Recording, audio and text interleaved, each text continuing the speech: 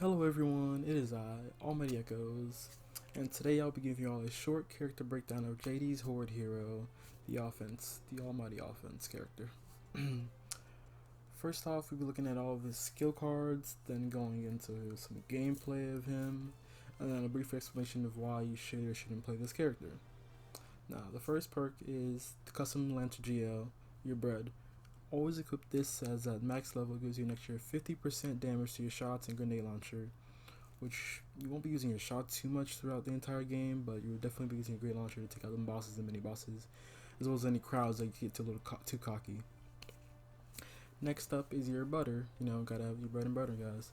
The custom boom shot, which I also recommend getting, but it's not a necessity. But the boom shot is capable of a lot more damage than the torque or the boom shot, even though I personally prefer the drop shot due to its actually being so much higher. But it's on you to decide if you like the better damage of the boom shot, most people do, or the better aim from the drop shot, which can more easily shoot around corners and is better for maps that do not have a lot of verticality for you to utilize the boom shot to its finest. Next up is Daddy's Boy. When paired up with Marcus, gives you a 30% reduction to any damage taken. So if you do have a Marcus on the team, go for it if you want to. If not, then this card is useless if there's no Marcus, and for the most part you don't really need the card. I've seen people play Masters with this on. I've played Masters with this card not on, and I've played perfectly fine with it. Of course, then again, I was playing Exhibit and Harbor, so we'll do what you will with that information. Next, Goodwill. Paired with his passive, that if you didn't know, his passive gives him an extra pickup of ammo every 6 headshots. So paired with his passive and Marcus makes JD basically another Keegan-like character, which if you don't know about Keegan, he's an escape-only character that is able to drop ammo for his team.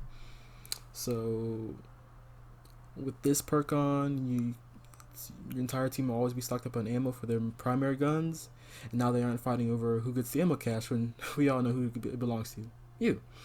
Next up is Officer's Prerogative. Like the custom GL, this is a must for any playthrough, unless you have no interest in fighting bosses and mobs, and you just don't want to use your ultimate at all. Then yeah, hey, leave it to Kate the Nasher Queen, solo them all.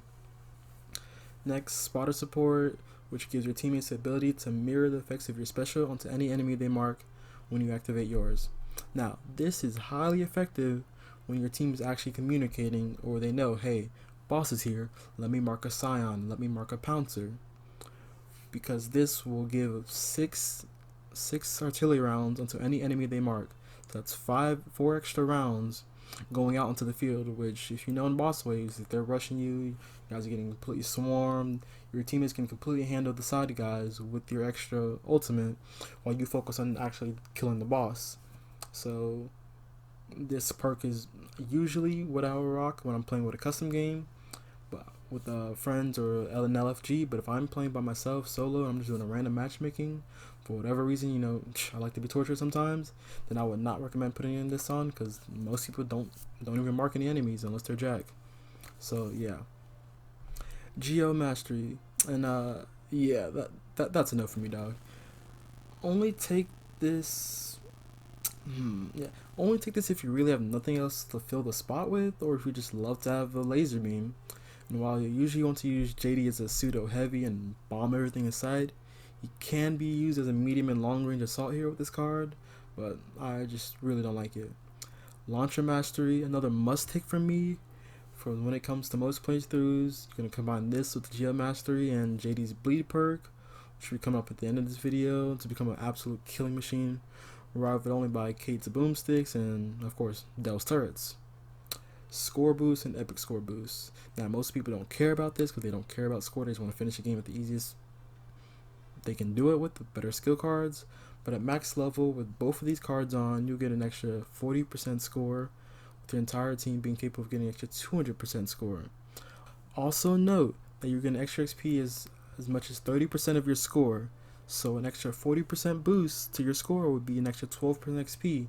Or if your entire team has the score boost on, then it's actually an extra 60% XP for your entire team when you have these equipped. Next, Confirmed Kill. This is mostly useless for those of us that don't really target, for those of us that only target the bosses and minis, but paired with OP and SS and CS, it actually makes your ultimate ability able to spam very effectively and clear out mobs as well as bosses. Finally, we have the launcher capacity, which is up to you if you'd like to take it or opt out if you have enough weapon lockers or just don't like it. And last but not least, the holy grail of JD's damage capabilities is the almighty bleed perk.